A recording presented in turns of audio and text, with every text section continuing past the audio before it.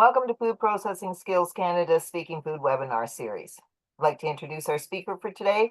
Dr. Bill Howitt, founder and CEO of Howitt HR, is a leading expert in workplace mental health, specializing in psychological safety and productivity.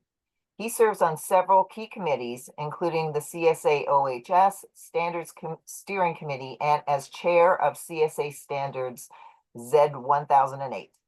Dr. Howard co-created the Psychologically Safe Workplace Awards and the WSPS Mental Harm Prevention Roadmap.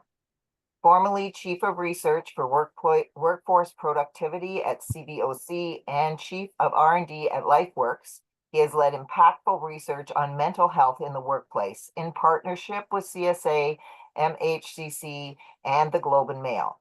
Dr. Howitt is the founder of Howitt HR Applied Workplace Research Institute and a contributing researcher at St. Mary's University PHS Lab. His work continues to shape healthier, more resilient workplace environments. Please welcome Dr. Bill Howitt. Thank you. Thank you. Welcome, everybody. So when you listen to someone like me, I think it's beneficial to pay a little bit of attention to what lens they actually see the world through. So I appreciate the introduction. I'm going to be really brief, though, to give some other context. Lens one, lens two, lens three. Lens one is the mental health lens. I've seen clients in a clinical setting for many, many years, and I've done research in that area. And I've done enough work over the last 30 years to create the illusion I know something about mental health. The second lens is the lens around leadership. How do you take concepts I'm going to talk about today that sometimes people might think are academic or clinical into a practical lens that you would use in the workplace? And this lens, I've learned a great deal from my experiences. I had the privilege of spending 12 years in New York in various roles, chief of staff, COO roles, where you needed to leverage those skills of building an environment, a very highly competitive space to help people. And I learned a lot from those environments and coaching university football and how you take that into, because at the end of the day, what I'm going to be talking today is around the fundamental elements around relationship management and the construct around what is psych safety, is if you want to be a psych safe leader, so you have some concept. The last bucket I'm going to talk about is from a personal lens. What's important is that we have today 1 out of 4 people come to work every day with a mental health concern. 1 out of 4 have some challenges around social relationships or feeling isolated. 1 in 4 have what's called neurodivergence. See, I'm the kid who grew up in a foster home, and I say that proudly because I think when sometimes people look at my bio, they think my life was pretty simple. Well, I started out in a foster home, and then I won the lotto and got adopted and ended up in PEI. And the cool thing about it is I had those experiences where it may be different than yours, where I failed grade 2. And that was kind of a reality check that I was different than everyone else. They didn't have the word neurodivergent back in the day, and they didn't really understand what anxiety was. They weren't talking about trauma-informed workplaces. They weren't talking about, PTSD in children who were around abuse.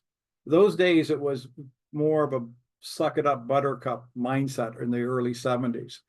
And so as a kid that went through the public education system, struggling with visual and auditory dyslexia and being ADHD, they didn't really know what it was. But I was a pretty good kid, and I try hard, and I'm not always focused. And I didn't know at the time that being ADHD is a superpower, but it's also my biggest liability around getting along sometimes with people, because you can be sometimes reactive.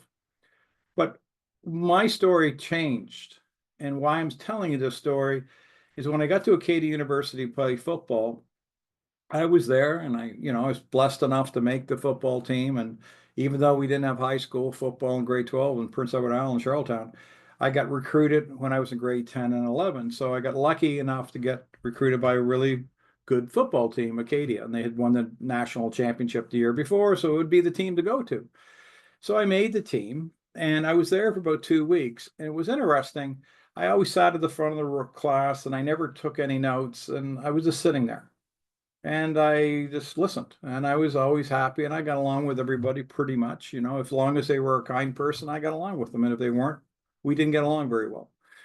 And what happened is that 2 weeks into it, really quickly, because it's going to make the point of where I'm going with this, is a professor came up to me and said to me, Bill, can you tell me how you got into here? And I said, by bus. I got here by bus. And she said, no, I don't mean by that. I mean, how did you get accepted? How did you get in here?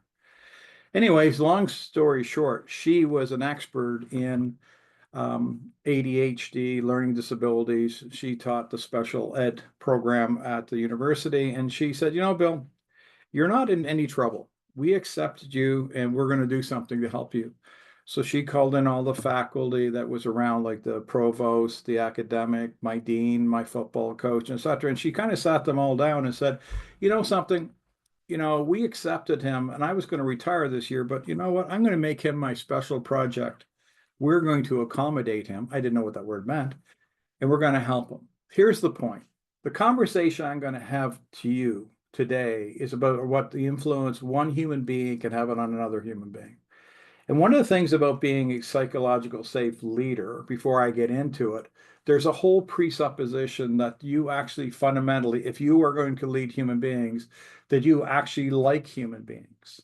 Now, there's lots of people that get into leadership because they're subject matter experts.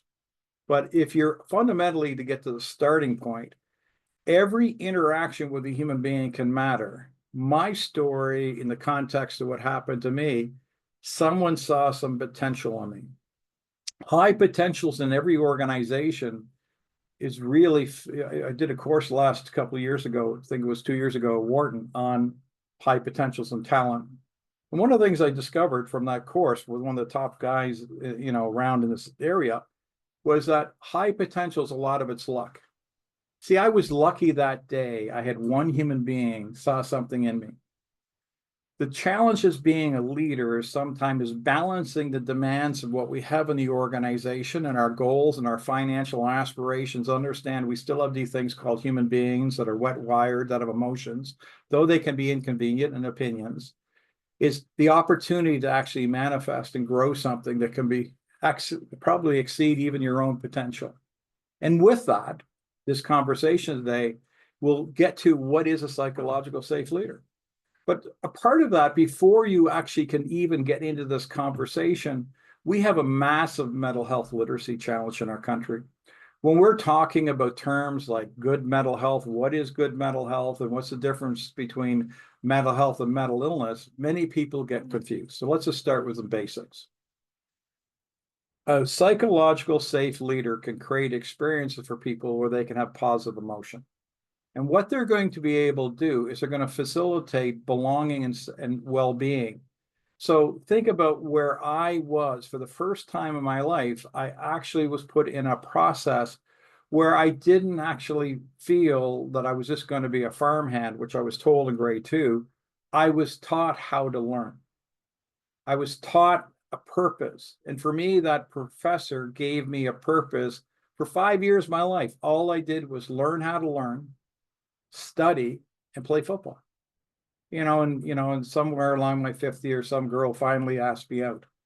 But I wasn't interested in anything other than achieving. It was the biggest high of my life, is the potential I could learn. That was good mental health. Having purpose is incredibly powerful. Leaders can help human beings in the workplace to differentiate if they're there for a paycheck or for purpose. Helping people feel connected socially, coping, self-esteem. These are all byproducts of having positive interactions with human beings, the leaders. See, sometimes what people do is they confuse what a manager is to a leader. A manager is facilitated on processes and outcome and achieving goals. Leaders are focused on how that happens. And what the big gap in mental health literacy is confusing the term mental health with mental illness. They're two different separate constructs. Now, Keys does a nice job, Corey Keys, in this. And I like this graphic because from a clinical perspective, it makes a lot of sense to me, and see how it lands for you. So when a patient comes to me, whether it's anxiety, depression, trauma, or whatever it was, or addiction, and I did a lot of addictive disorders, if they will come to me, and I have think of it as a tool that I use, and it's called the DSM-5.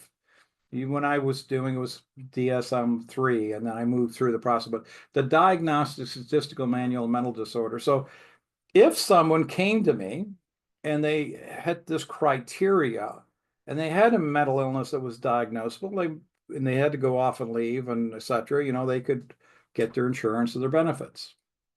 And and if you notice what I said, that's part of the flaw I find in the system is that you have to have a diagnose, which I don't really agree with. Because what happens is I don't have to have a mental illness to have mental injuries that are impacting my functionality. There's a lot of patients that came to me that did not have a mental illness.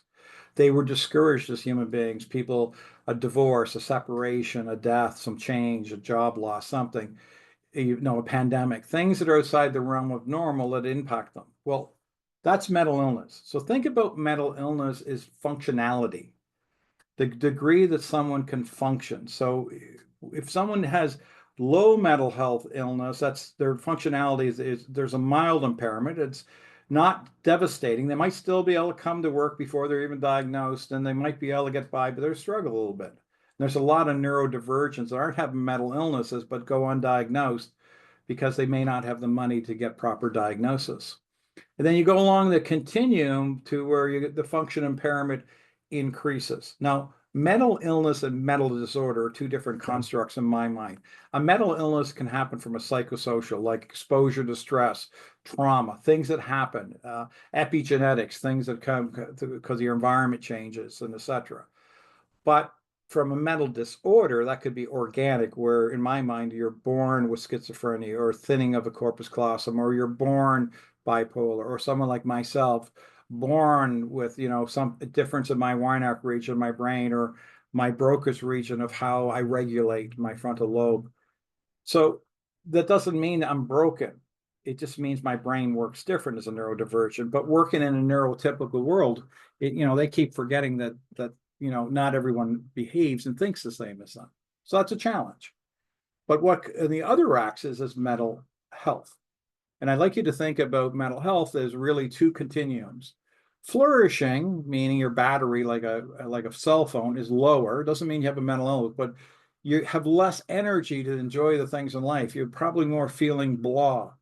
Now, think about every patient that comes to me over the years. They don't usually come in super happy. Their mental health is down. They're discouraged in their energy. Well, that's how they're seeing and feeling. But what mental health is really important is the percentage of time you're spending in positive versus unpleasant emotions. And all unpleasant emotions are neurochemicals, nothing else. And a neurochemical like that, for example, if I'm stressed, fearful, if I have cortisol, and I'm in worry, that can actually have a physiological impact on my body because it can suppress my immune system. It can result in other things. So I often tell people, when you're really, really discouraged and living like that for a long time in unpleasant emotions, what often can happen for people, because we don't like feeling uncomfortable. So when we're emotionally feeling, we're in that concept, we call it dysregulation. Well, sometimes we'll look for self-soothing behaviors, and that could be food, alcohol, drugs, etc., just to feel good. The biggest addictive disorder in our country is food. Mindless eating for trying to get to feel good. So it doesn't deal with the environment, it's about to deal with our emotions. So mental health is about emotions. It's important to keep that in mind. It's a state of well-being, of how we experience the world. But mental health is a team sport. It's not just yourself. Your social determinants of health, your financial, your relationships, your security, your shelter, all of those are factors. And we're going to get to what's called the workplace, because that's a factor too of how that will play a role in your mental health. So if you think about it, if I would have came to the school and 2 weeks into it, if I didn't get accommodation, there was no chance in heck I was ever going to get through Acadia. I didn't know what I didn't know. Like, you actually have to, be at a certain standard. I didn't know. I was just, a nice guy, talk to people, play football. But that changed. There was an academic standard. So I had to learn how to learn. So what's really important for you about mental health, that's that outlook. So every day, and this is important, every day with all the geopolitical realities happening in the world today, people's adversity backpack. I published an article today on domestic violence. 1 out of 3 people have a domestic violence issue or experiencing in their lifetime. That's a diversity backpack. Food insecurity issues, all these different things that are happening to people will have an impact. So keep that in mind as I go. Because a psychological safe leader, yes, sir. Sorry, just a quick thing, Bill. I'm not sure if we're sharing the presentation. I just want to make sure that we are. I see it. Oh, okay, because I don't see the slides on my end. Okay, I think we're good to go. Sorry, keep going. Okay. So going back to for wherever I was, I forget, but it is going back to for your transition from the construct around mental health and to making sure that you have some type of clarity. What I'm looking at is the interaction between employees in their workplace and their leader. They can have a role and how they experience the world. And it's really important to remember that. So if we think about what does a psych-safe leader do, first of all, we're talking about their interest in human beings, they like them, and understanding that every interaction a leader has can have be either a charge or a drain. And that will play a role in someone's mental health. So think about people are like a battery. So because human beings are like a battery and they're actually constantly interacting in drains and charges, what's important for you to be mindful as a leader, going back to those factors, saying that mental health is a team sport, your relationships, your home, your food. Now let's get to the workplace. In the workplace environment, leaders are what we call a protective factor. In fact, Gallup poll suggests that 80% of the variance of all leaders is basically of all employees' experience that predicts if they want to stay, thrive, or feel engaged is based on their interactions with their direct leader. So leaders are a source of energy. Like think about a car or a cell phone that gets plugged in. So leaders are charges and drains. Now, as we start to talk about that, it's important for you to start to say, okay, now I am a leader and I want to be a psychological safe leader, then I know I have responsibility for how I show up. And how I show up can be a factor in influencing how employees feel. And what many leaders may not be mindful of is they have an internal lens versus an external lens. They're focusing internal on how they see the world and what's important to them. They sometimes get confused that they're actually managing versus leading. So if you're always talking at people, not with people, you're not listening to people, you're not mindful of how important that employee experience is, leaders may miss the opportunity. So it's really important the leaders understand, be a psychological safe leader, you are mindful that you're creating positive emotions. What would that kind of mean? You'd be removing fear. I'd be comfortable to talk to you. I would be allowed to debate with you or challenge you or question decisions. I wouldn't be scared to sit myself and I ask a question you might think is a stupid question that could cost me my job. See, that's a command and control set. A psychological safe leader is more interested in becoming a trusted leader. Trusted leaders doesn't mean that everyone's happy all the time. That's really a fallacy. Trusted leaders hold people accountable, like a parent that's paying attention to parenting, helping people learn and grow and understand, very much like my personal trainer, they're okay if I'm uncomfortable by times. So it's unreasonable that employees are always going to be in positive emotions because learning and stress and challenges, those are okay.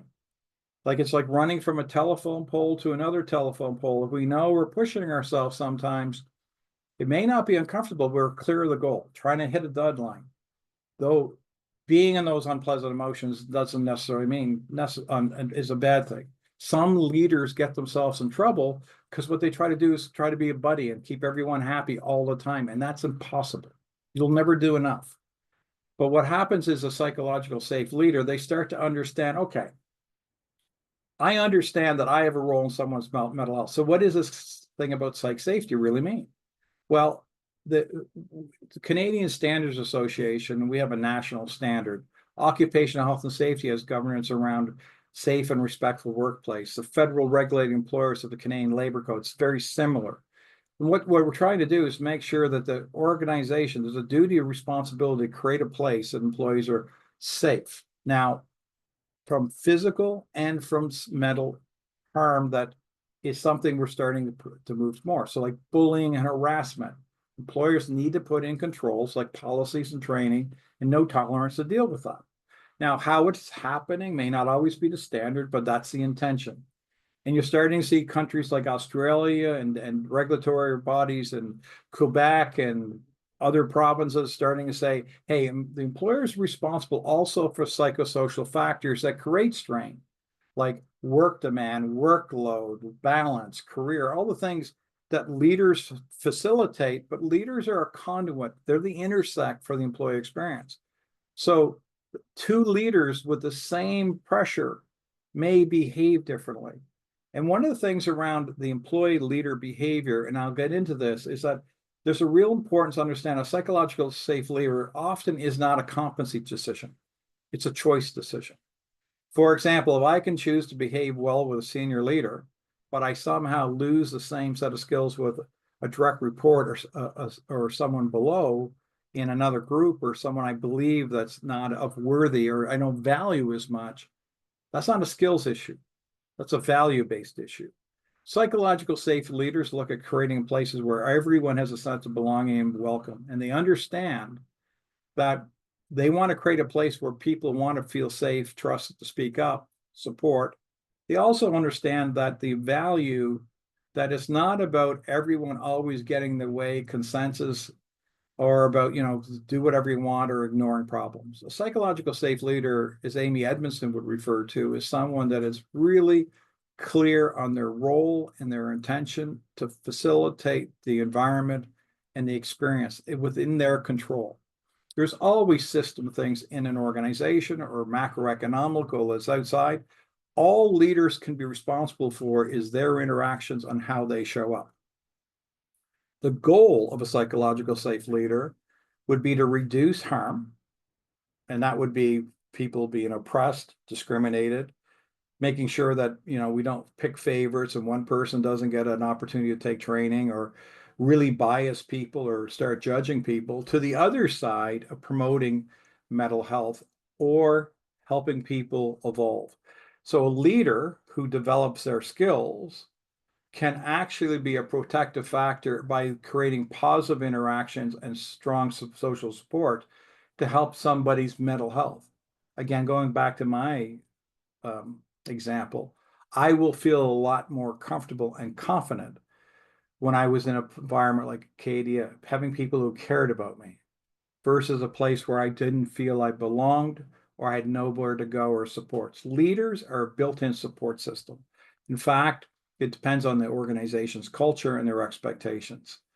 So the hierarchy of psych safety, and I'm not going to go into it a whole lot, but it actually starts with senior leadership.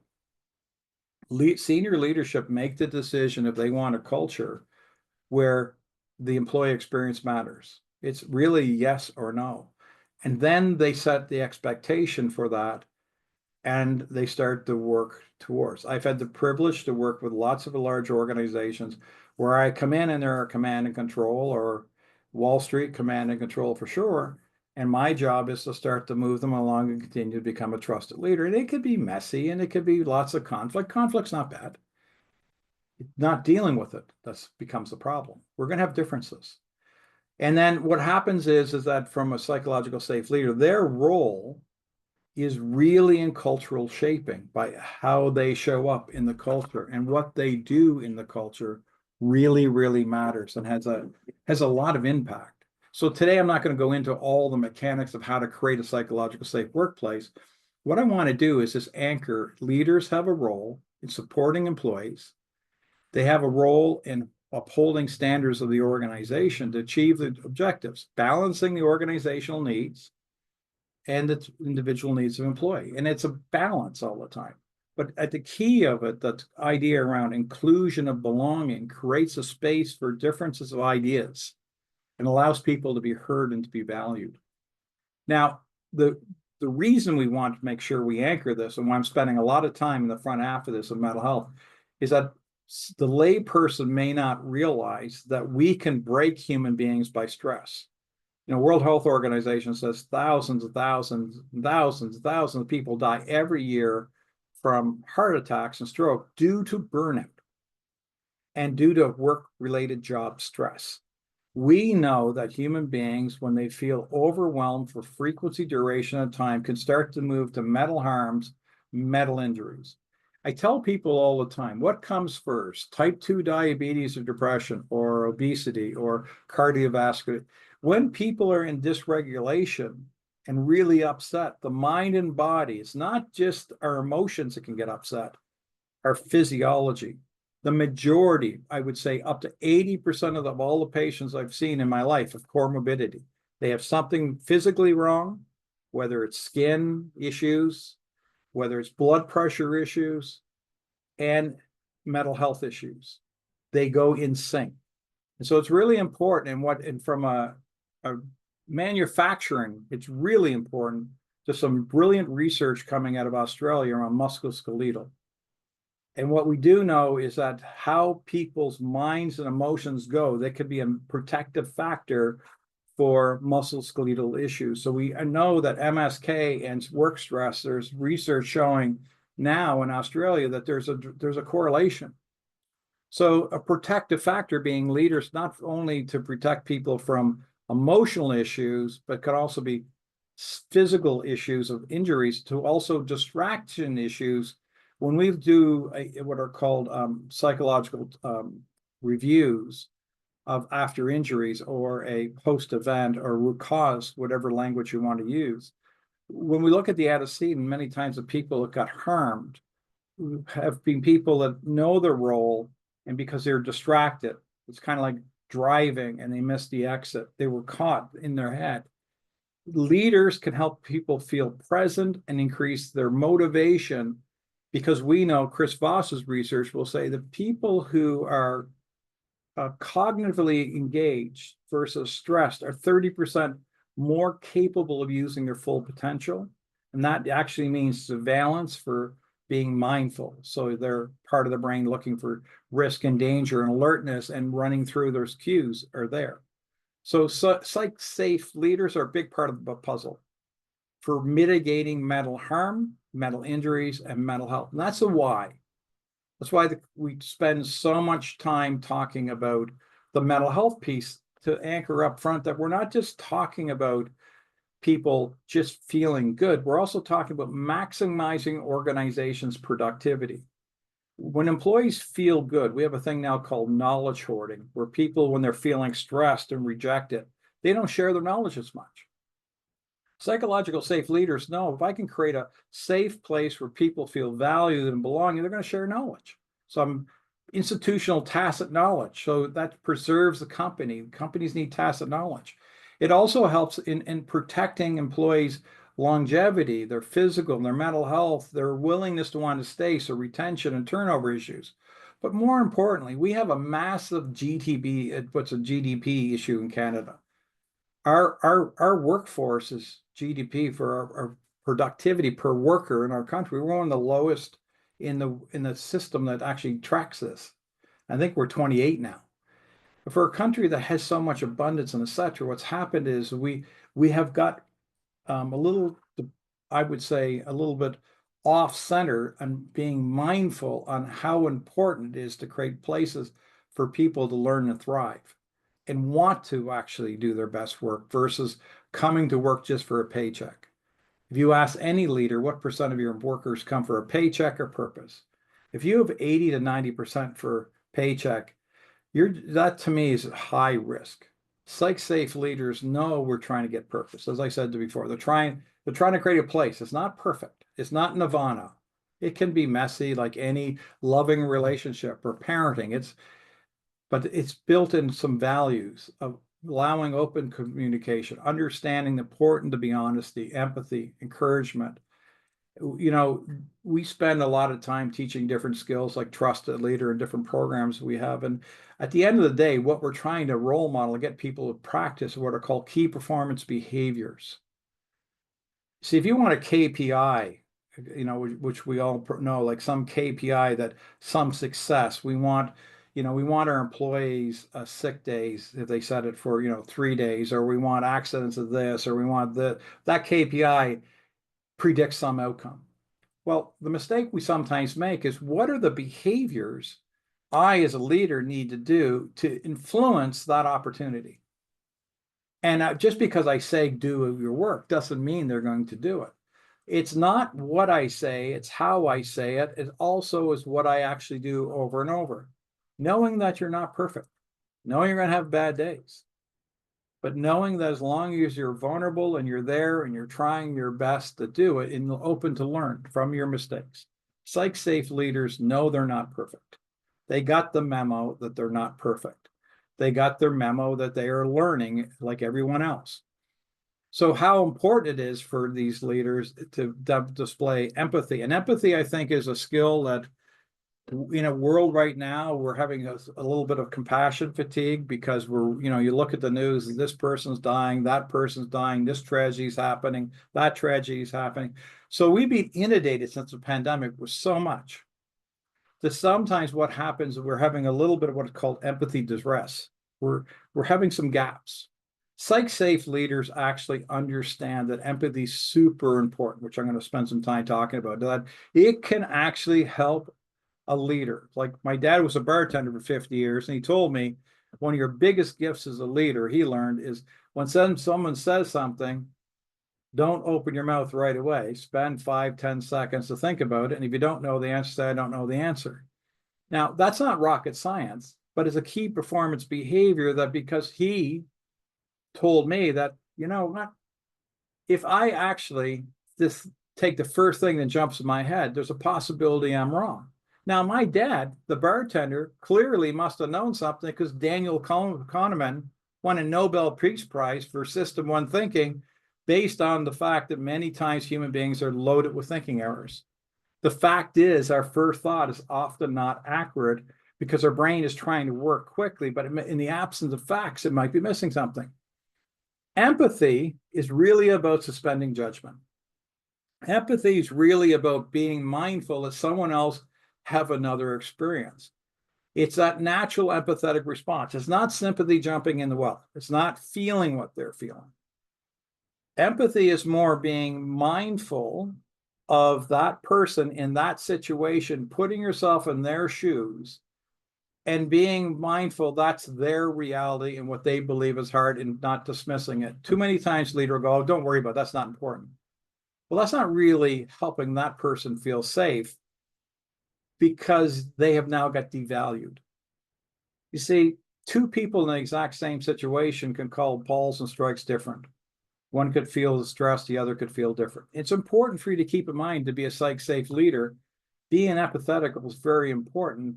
And I'm picking this as a KPB in this short talk because it can be really super helpful.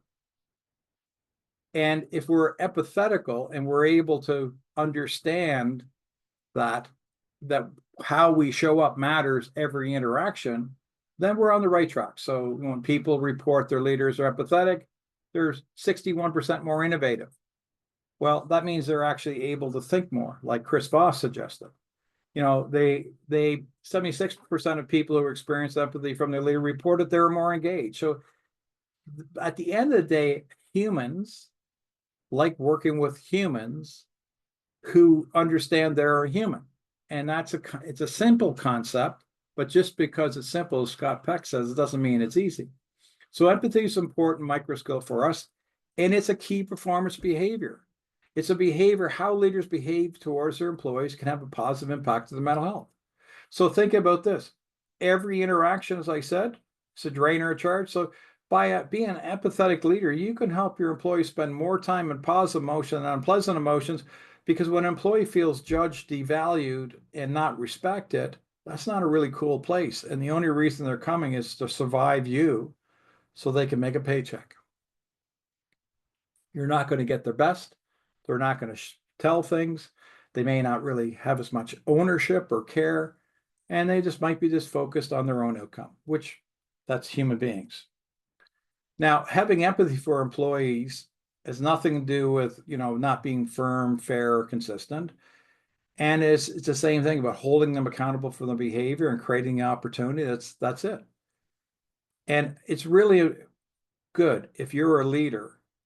What you can do to start to help protect people, there's a couple things they'll go through. Start the conversation with yourself to be mindful about how much you actually enjoy leading people if you are a leader. Doesn't sound like an intuitive spot for leadership, but there's sometimes that not everyone can dunk basketballs. I try to tell people that. Innately, if you want to lead other human beings, you need to have energy and a desire and be very clear on why do you want to lead. If it's to make more money and to have more status, it probably doesn't work out. The best leaders I've had an opportunity to see authentically like leading. They like the inconvenience of it. They like the responsibility of it. They take responsibility. I was there in 2008 and I watched the CEO I was pretty close with after Bear went under and watching how he dealt with the Congress, how he didn't blame anybody, didn't blame the other CEO. Sat there and realized that's their responsibility and they were steward for it. So just being mindful, awareness of what you're doing, know yourself, know your team. Discover a powerful thing to be a psychological safe leader is if you spent a day listening, tracking yourself, or even in a meeting, who's the first one that talks? How much airtime do you take? In a meeting, if there's an hour meeting, how do you talk 75 minutes or do you talk 25 minutes and the group talks? So it's 25, 75%, sorry. Pay attention to, are you asking more questions or are you making more statements? Do you advocate for your employees or do you blame them? When you say you're going to do something, and this is a pet peeve for people feeling valued, I come to you and I tell you I have an issue and you say, I'll get to you. I'll get back to you. We'll get back to you. Yep, on it. Yep, for sure. We'll do it. And a day goes by, 2 days go by. And then they remind you, oh, sorry, I forgot. If that keeps happening, what you're basically signaling that person that you're interested in placating them, but following through is not really that important because, value. But think about it. If it was a CEO's memo, you may not have forgot that. Competency and choice. Often what comes to be with a psychological safe leader is understanding the difference between competency and choice. And a part of all of this to be a psych safe leader, using the key performance behavior, just empathy, picking one for a short webinar today, is practicing patience. In other words, give a little bit more space before you have to make a comment. Listen versus hearing. Check to make sure when someone's saying you understand. Be mindful of your nonverbals, which is 55% of all your communications, and your paraverbals. Words are a little part, around 7%. Encourage. Keep in mind that a lot of people that are leading are extroverts. But that doesn't mean introverts are very good leaders, by the way, because they often are more reflective and there's some neat research on how they're able to spend time thinking about other people's experience, where extroverts are feeding off their environment more for energy. But regardless, both are great, provided they're both mindful that there are differences in how people show up. And it doesn't take a lot to be nice and to encourage someone. It's interesting when someone does a good job, it doesn't take a lot to actually acknowledge it, but authentically. But we have some people who are leading that are more interested in correcting. They walk around like they're professional correctors versus professional encouragers. And learn. Make your mistakes and don't defend when people tell you stuff that you're not doing to the standard of everyone in your team, because all your team has different standards. Be open to the possibility that you can learn too. That's what a psych safe leader is. I'm going to give you a couple of support resources here for you. These are tools. One we created with WorkSafe Prevention Services. These are 12 daily examples of KPBs, key performance behaviors. I'll make sure you can get access to the PDF. Another one is a PERMA model. These are both same things. The whole point being is like empathy. You don't need to take a full course all the time in leadership. Sometimes it's just choice. It's just spending 1 month focusing on, I'm going to just keep checking in with how everyone's doing. Then that creates a pattern. That creates a habit. And then learning how to, instead of just passing by people, checking people, asking how you can help, or making sure that you ask others for their point of view versus always tell them what they're thinking. Those are the leadership tools that move from command and control to trusted. Keep in mind, all a psych safe leader is about creating the opportunity for more positive emotions so people feel safe, valued, respected. They have a place they want to come. And it will not be, again, nirvana. Like I'll close with this. I loved playing university football. Wasn't so groovy on a cold, rainy day going to practice, getting the snot beat out of you. But you knew it was going to be uncomfortable and you went through it because I was a part of the mission. Not every day is going to be fun and easy.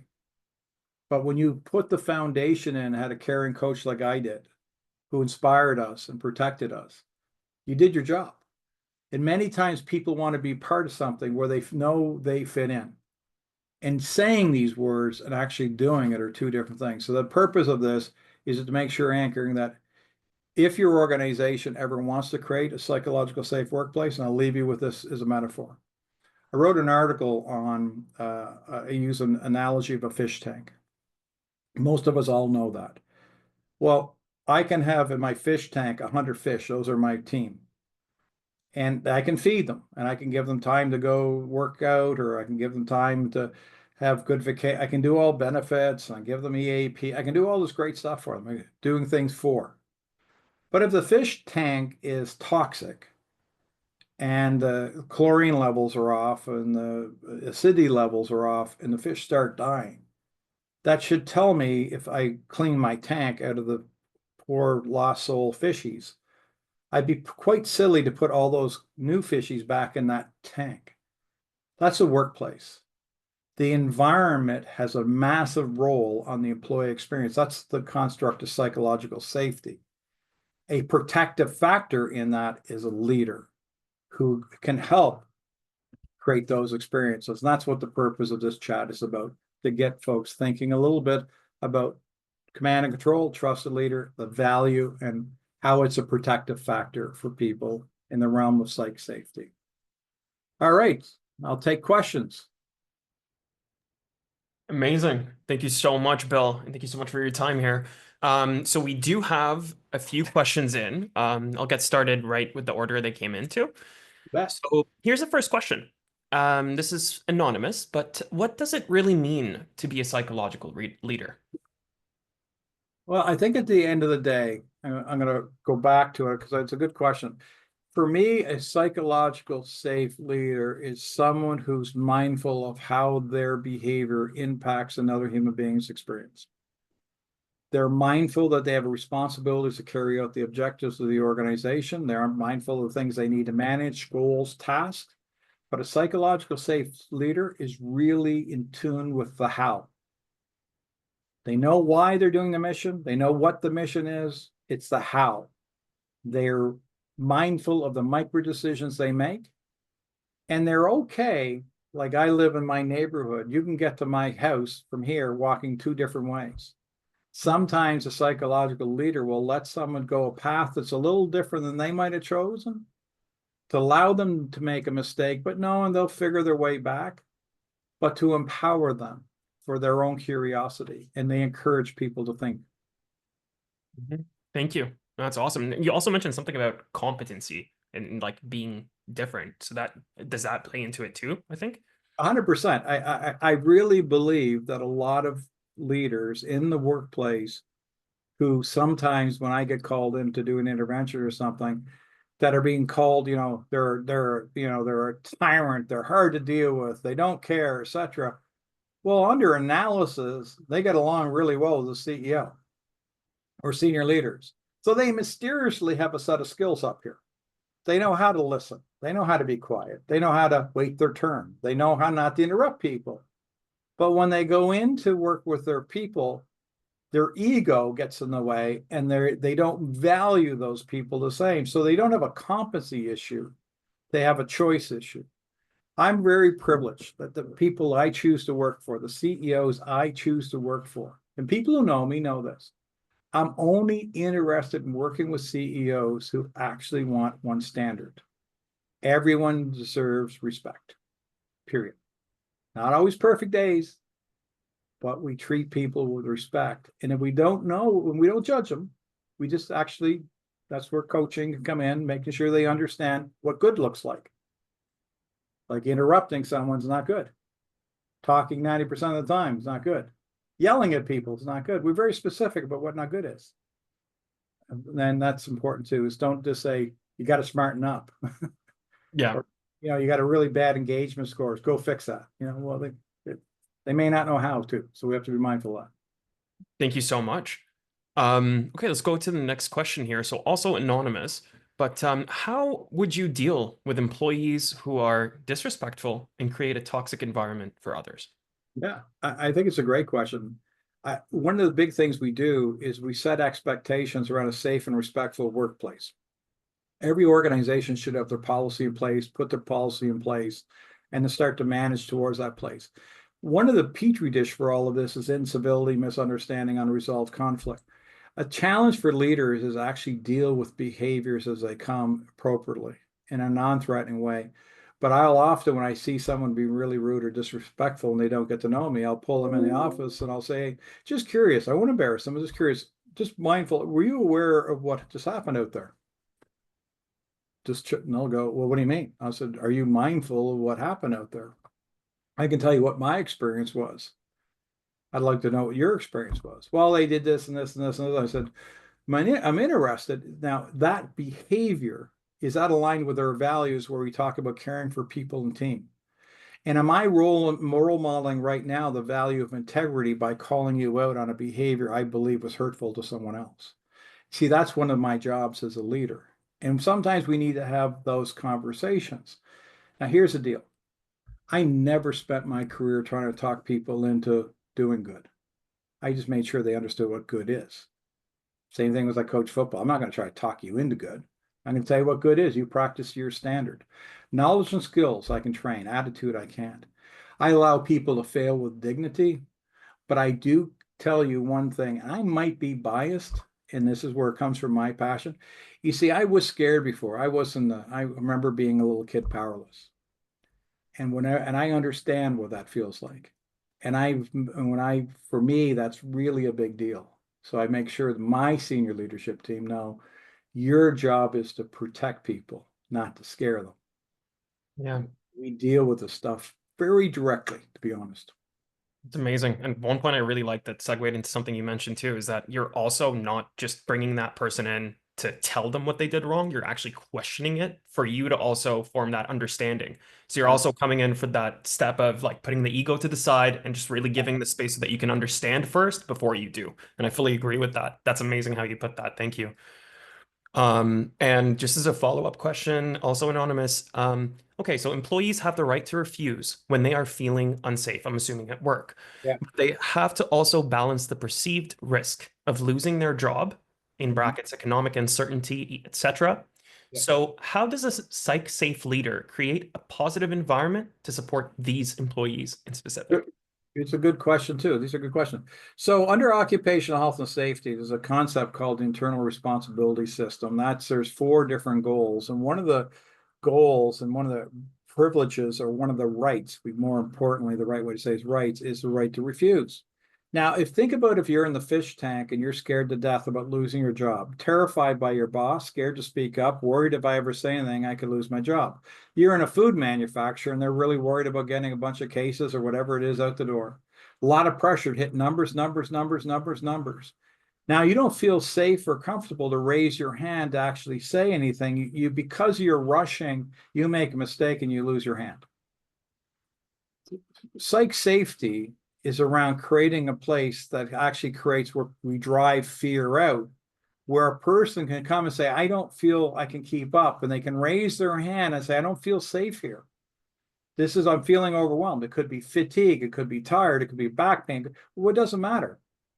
But being able to say, time out, I'm not comfortable, to put the human into it and realize, instead of saying, suck it up, buttercup, go ahead like you're a machine, we're going to push you like a machine. But interesting, when a machine breaks down in a factory, it's fascinating. Everyone stops. They don't yell at the machine. They spend hours fixing the machine, but the machine gets a break when they're doing that. Human beings are not machines. And what we need to make mindful is that psych-safe leaders is a part of a psychological safe culture. PHS and OHS are interconnected. But please keep in mind, that's not the outcome. The outcome is to create people in the world of OHS is safe from harm. PHS, safe from harm. That's the outcome. It's awesome. Thank you for that. And I think we have a couple of segue questions on this. So this is a question from Renata. Thank you, Renata. How would you deal with people who think they know everything, but do not want to listen to managers and then come to HR and complain that the managers are not being fair and that it's affecting them at the workplace? Yeah, it's a great question. So there's an opportunity when I hear that. So the opportunity is to get curious about what that experience is with that team, is from an HR person. The opportunity is to ask the person who reports it, is there anyone else besides you that may have these concerns? I'd love to hear from them. Opportunity to get more data. Opportunity to understand how long has this been going on? Is this episodic? Is this one time? Is this kind of a trend, a pattern? Why now? How did you get the courage today to tell me? Because this is really good you're telling me. So you want to get context and the best available facts and find out how big this is. And then what you want to do, is to start getting curious about the leader without being judgmental with the leader and talking to the leader without saying, hey, so-and-so is complaining, saying, how are things with your team? Any issues? That's my job in HR. And so one of the things is checking, are you doing okay? How things with anything you need? Try to understand. And then you try to get where their head's at, what their stress level is. And if they're, can't talk to you and they can't focus, you kind of get an idea what's going on. Then once you have all your best available facts, then you need to make a decision how you want to approach it. One of the things is based on, again, what I'm going to say, all based on the foundation work you've done. Organizations that we spend a lot of time working on, we actually want conflict brought forward. And we actually, when you onboard people, we say we're going to deal with conflict.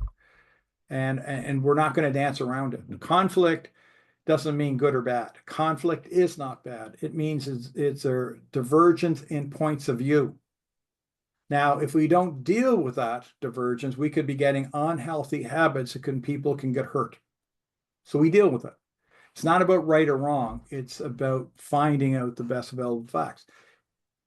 Now, it also depends back to the organization's values, what's important, is it productive driven, is it people driven? So it's really hard to answer. It's very tactically specific if I don't understand the maturity curve of where the organization is on this thing, from command and control to partnering relationships with the workforce, and what type of training the leaders have.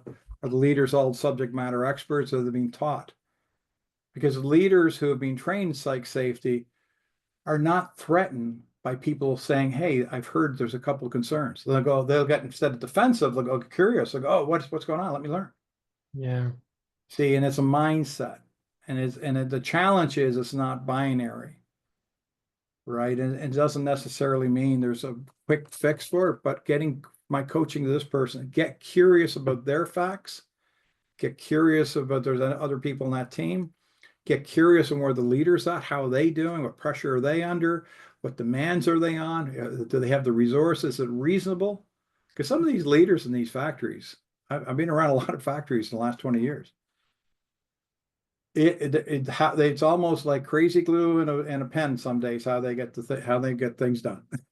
Yeah, that's very true. And even the diversity in the industry too, with the leaders, like in terms of being a frontline or like a head operator, but those being kind of the same in a sense, depending on the size of the business, you get a lot of that shift too. And I think also just as a follow-up, there's a lot of stuff coming up with DEI, right? In the fact that there's also the individuals themselves that might have sensitivities or certain behaviors that are attributed to their mental health. That also, I think there's a huge awareness gap there that could also assist with some of this stuff in my mind. But I was just wondering what you kind of feel about that as well. I agree with you. And we have some challenges. We're not really very good at understanding that you need to have psych safety first to have inclusion. Once you have inclusion, people feel belonging, then you're going to have diversity, opening of differences and understanding. and then a curiosity. And then once you get that, the whole idea around equity becomes easier because people aren't worrying about, they're going to actually be curious about, because they're going to have relationships and want things to be fair. What's happening in our society is we've kind of taken hammers and hitting things around what right, wrong is, this is this. And what the challenge is, much like safe and respectful workplace, the concept around DEI, we don't want to be excluding one group to be create inclusion for another.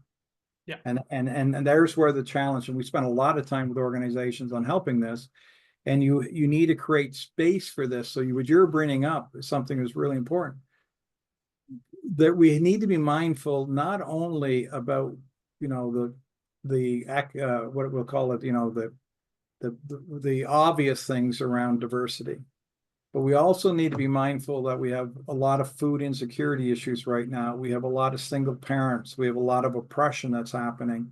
We have a lot of people that are in different positions that have major adversity loads that are coming to the workplace, that many of them don't complain, but their cup's already full. And if we don't create space to allow them to feel the best we can, we're not doing ourselves justice. So we have to actually be interested. Can't control everything on the outside, but we can have a role by navigating what's happening in the inside, and that's being mindful, to your point, what you're saying. There is differences, but your difference and my difference doesn't mean one's right or wrong. So if I'm fighting for what I think my right is, and that doesn't mean it's right. That's like my son. Like, he's quite convinced that he should get X number of dollars on demand. Like, that's he's convicted because, you do well, Dad. I don't necessarily always agree with him on that. Thank you for that.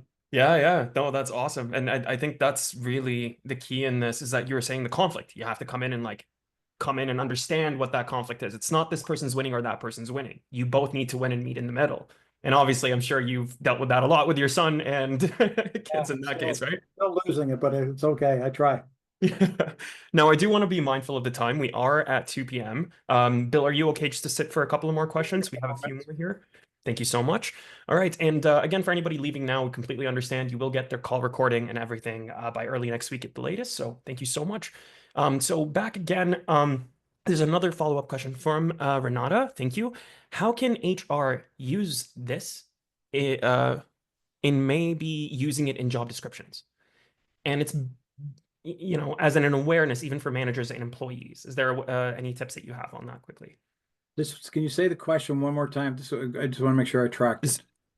Yeah. Sorry. So then how can HR use this in maybe using it in job descriptions, etc., so that it's maybe known and also like an awareness even for managers and the employees at the same time? If you have any quick tips on that. Yeah, I think one of the things is when you're starting to post jobs and starting to think about leaders, I think it's really important to actually describe the type of leader you're looking for so people can opt in. So we're looking for people that are committed to a trusted leadership philosophy. We're looking for leaders that understand the basics of importance of psych safety, or interested in learning about our philosophy. So as long as it's aligned to what the organization's North Star is, because your best training tool is your selection tool. So if you can actually start screening for those attributes you want, like a non-trainable attribute is liking human beings, right? It's a little bit late if I hired you and you hate human beings. So, one of the things I used to do in Wall Street all the time is I used to ask, tell me why the hell you would ever want to lead people, Lordy. And it's funny watching them, this and that. And if it's not, and if it's about pay and it's about that, but human beings, and I'll say, let me help you out. They're inconvenient, that. They have opinions and they have emotions. And they sometimes, it's like my bulldog, they walk at their pace where I'd like them to go different. They're different all the time. Mm-hmm. How are you going to create space? And how do you have the energy to manage those differences? And leaders who are mindful that they need to have energy also understand that they can inspire people by trust.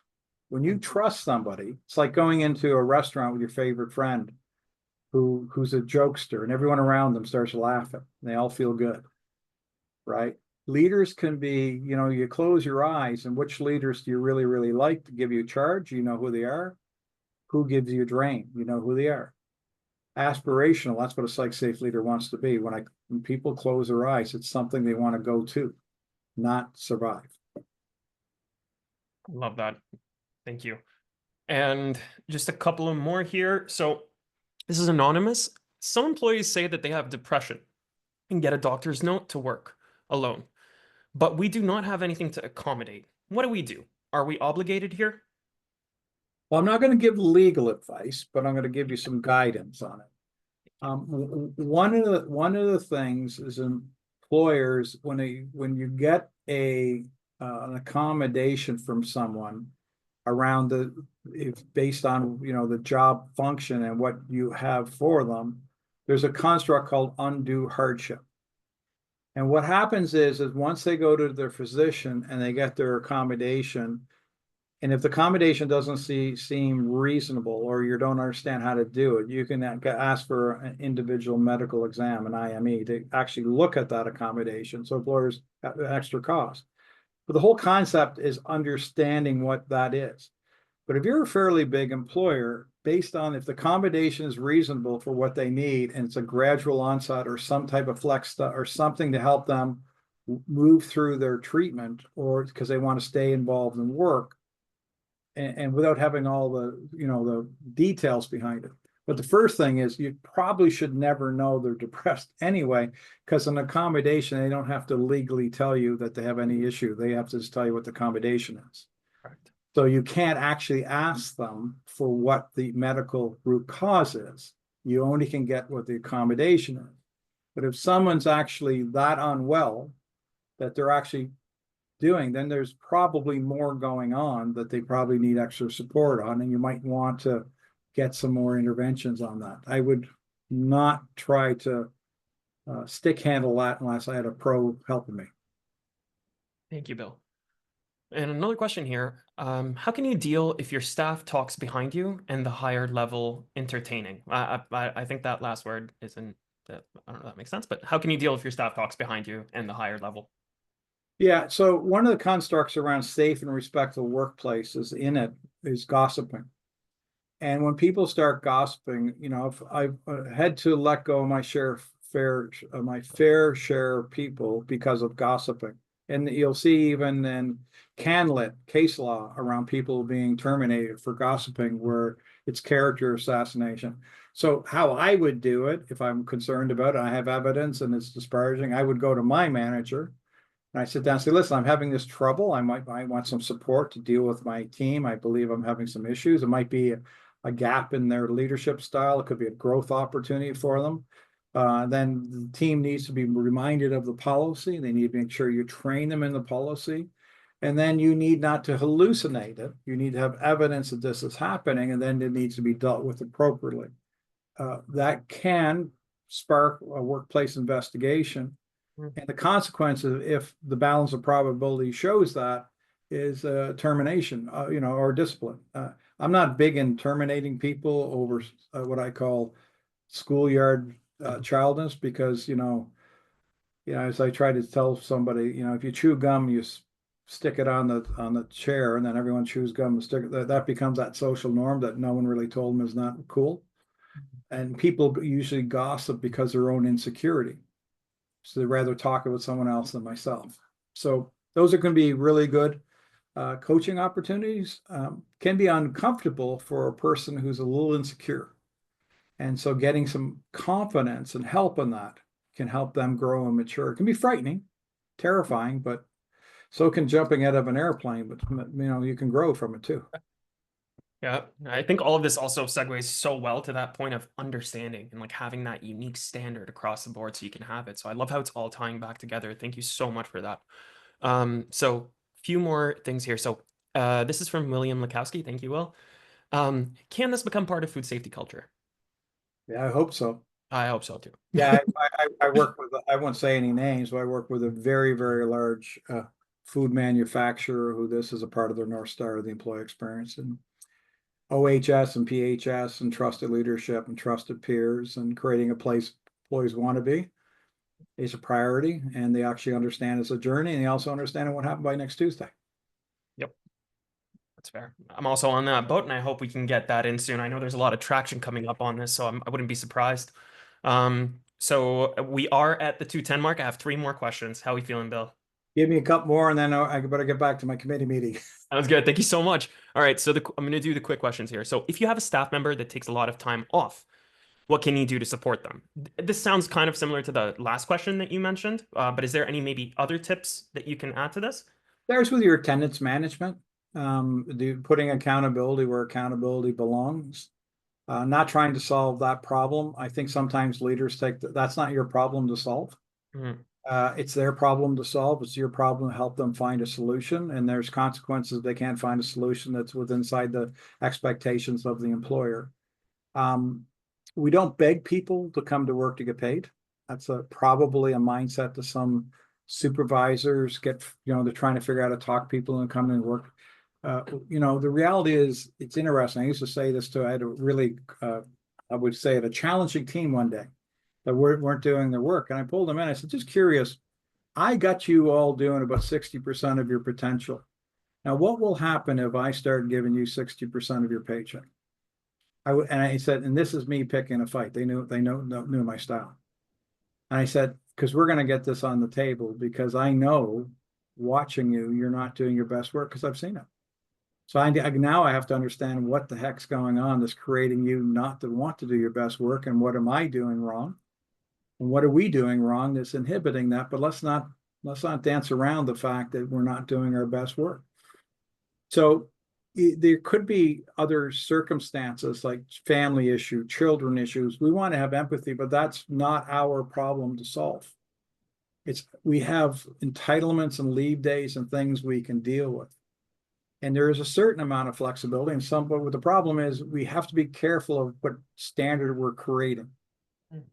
Because if I try to tell employers, if you're going to create a standard, then you need to be able to replicate it. Can't have one for you. You have 29 days and everyone else gets 5. Yeah. You have to create a standard. You have to be fair, firm, and consistent. And here's the deal. And this may not track this example at all.